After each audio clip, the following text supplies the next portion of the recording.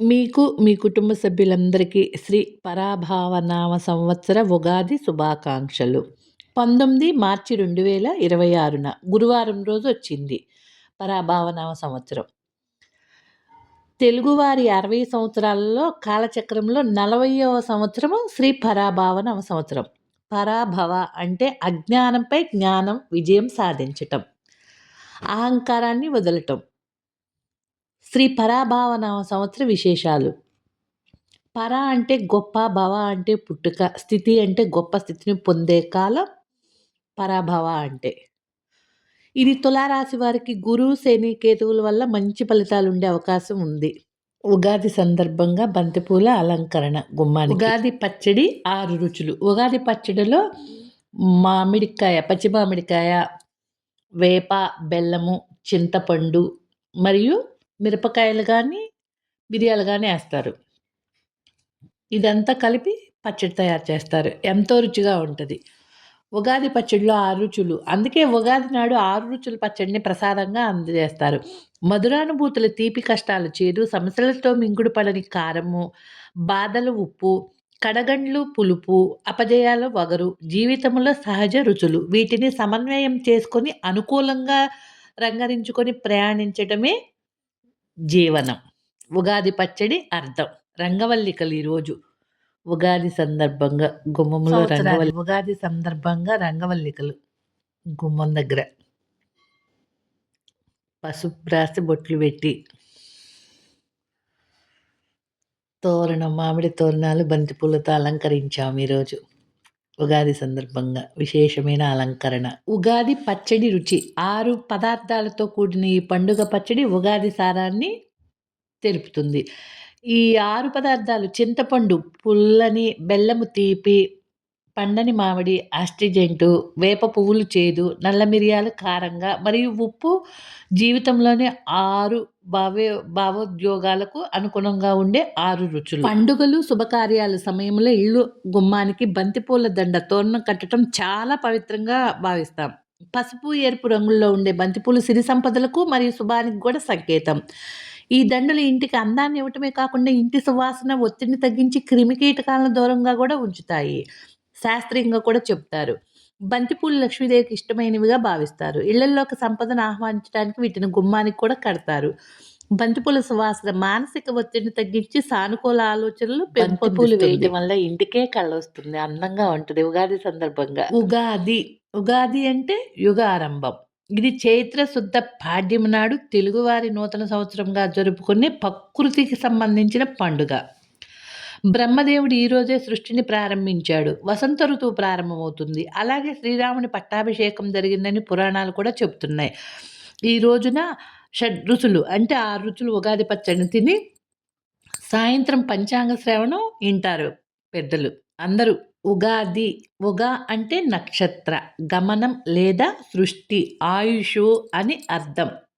ప్రతి జీవి ఆయుష్ను లెక్కించే మొదటి రోజు ఉగాది. యుగా ప్లస్ ఆది యుగాది అంటే ఒక కొత్త యుగము లేదా సంవత్సరం మొదలు. మనం అందరం హ్యాపీ న్యూ ఇయర్ చేసుకుంటాం. హ్యాపీ న్యూ ఇయర్ మనంగా చేసుకోవాల్సింది. ఉగాది జరుపుకోవాలి. ఈరోజు మనం చేసుకోవాల్సింది సంవత్సరాది. సృష్టి ఆరంభమైంది. బ్రహ్మదేవుడు చైత్రమాస శుక్లపక్ష ప్రథమ దినాన సూర్యోదయ వేళ సృష్టిని సృష్టించాడని నారద పురాణం చెబుతూ ఉంటుంది కదా ఎప్పటినుంచో.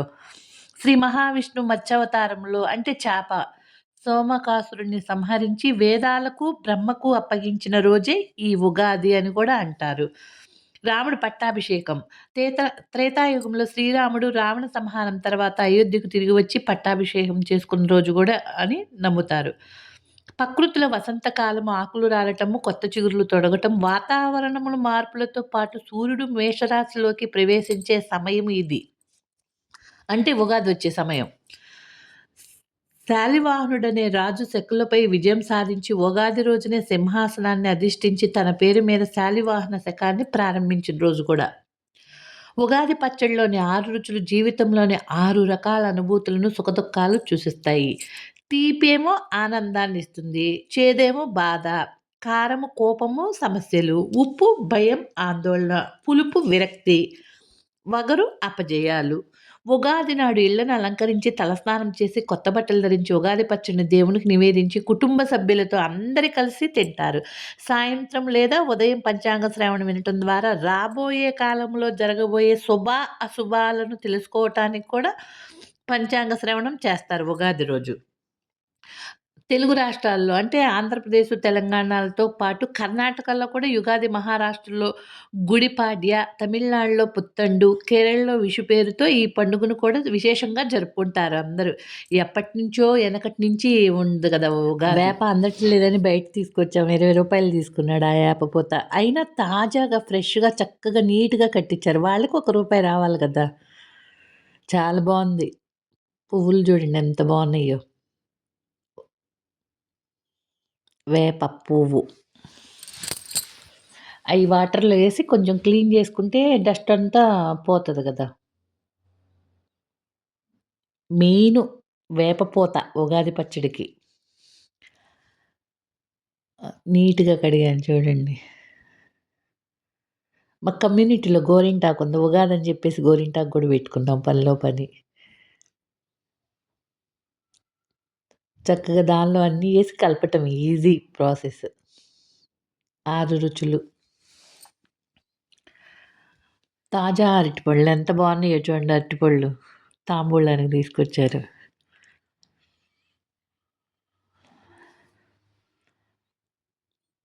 ఫ్రెష్‌గా తాజాగా ఉన్నాయి. ఉప్పు, జాడి ఎనకట ఓల్డ్ ఈజ్ గోల్డు. మిశ్రమం అంతా రెడీ అయింది. 6 రుచులు.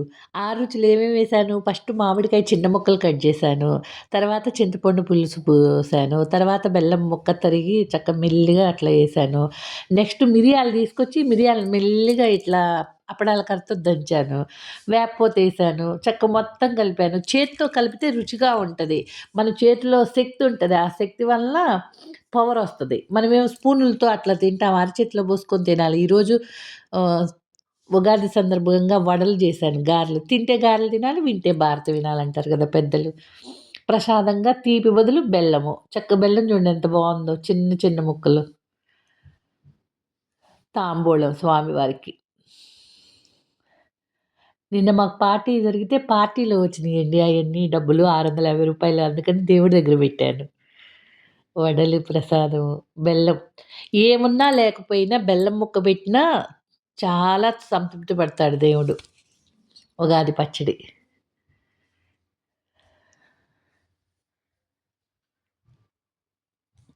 శ్రీ పరాభావనామ సంవత్సర ఉగాది శుభాకాంక్షలు. మరొకసారి అందరికి ప్రతి ఒక్కరికి పేరు పేరున సబ్‌స్క్రైబర్స్‌కి.